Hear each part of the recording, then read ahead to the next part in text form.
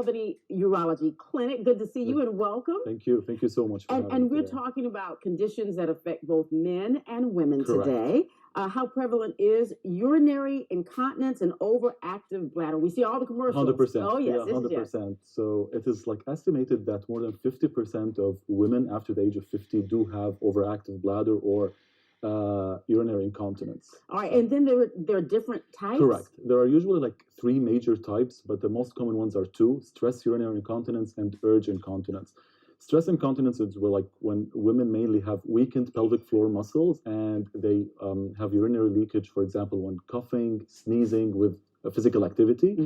And urge incontinence, usually we see it like the symptoms are usually like some urgency and a frequency, and not being able to control urine before making it to the bathroom. And what about that urge? Yes. You know, when you gotta go, or You at have least to go. you feel like you've got to go. Correct. You feel that you have to go, and you should go. And sometimes, like if there wasn't like a facility, like a bathroom right next to you, then you might have an accident. Correct. Now, what about treatments? So treatment first, before we discuss any treatment with the patients, usually we have some diagnostic workup to determine whether the problem is with the bladder muscle in itself or some nerve issue. And then we go in, the treatment is usually some medical therapy and behavioral therapy. So we advise like women, for example, to avoid caffeine, avoid spices in food, and some pelvic physiotherapy.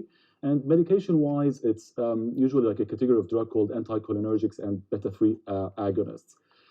Now, the next step, if patients do fail medical therapy, then we have options like injecting Botox in their bladders. Yes, really, Botox in the bladder, and that can decrease the urgency and the frequency.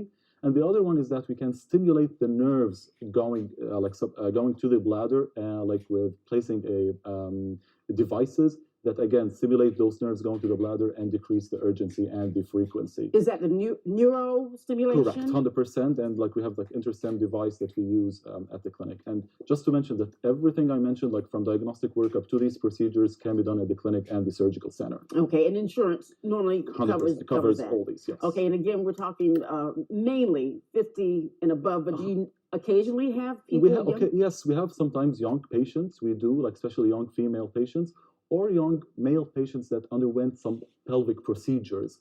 Also, we see those cases. Yes. Well, let's talk about prostate screening for men and some of the stats that you're seeing now. So prostate cancer is really quite common in men. I would say like 1 in 8 men will be diagnosed with prostate cancer at some point during their lifetime. And in African Americans, it's even like a bit higher, 1/6.